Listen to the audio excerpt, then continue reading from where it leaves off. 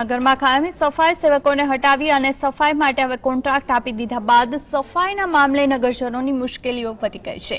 અગાઉ હાલોલ નગરમાં રોજેરોજ સફાઈ કરી ડોર ટુ ડોર કચરો ઉઘરાવી જવામાં આવતો હતો, પરંતુ ગત 1 તારીખથી સફાઈ સેવકોને છૂટા કરી અને સફાઈનો કોન્ટ્રાક્ટ આપી દેવામાં આવ્યો છે, જે માટે સફાઈ સેવકોએ વિરોધ નોંધાવી આંદોલન પણ કર્યું હતું। જો કે સફાઈ કોન્ટ્રાક્ટર જ અમલી રાખવામાં આવ્યો છે, પણ નગરપાલિકા દ્વારા લેવામાં આવેલો નિર્ણય હવે નગરજનોને ભારે પડી રહ્યો છે, કેમ કે હાલોલ નગરમાં સફાઈ માટે કચરો તો વાળવામાં આવે છે, પણ તેને ઉપાડી અને લઈ જવા માટે કોઈ જ આયોજન નથી, જેથી વળી અને ભેગો કરેલો કચરો ઉડી અને ફરી ફેલાય છે, જેને કારણે સફાઈ કાર્યનો કોઈ અર્થ રહેતો નથી।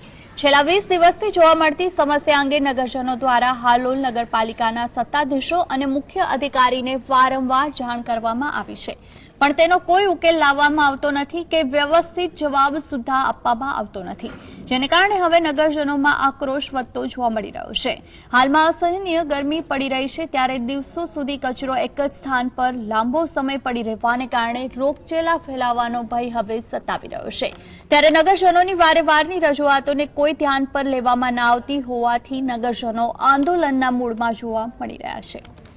આ એરિયાની અંદર વર્ષોથી રહીએ બરાબર, પાલિકાનું ટ્રેક્ટર આવતું જ નથી આ જગ્યા પર। રજૂઆતો પાલિકામાં નથી થતી એવું નહીં, પાલિકાવાળાને રજૂઆતો થાય છે અને પાલિકાને ખબર છે, એવું નથી કે નથી એમ, પણ એ લોકો આંખ આડા કાન કરે છે। પેટમાં કોઈ કચરું ભરવા આવતું નથી અને ગંદકી બહુ થઈ ગઈ છે।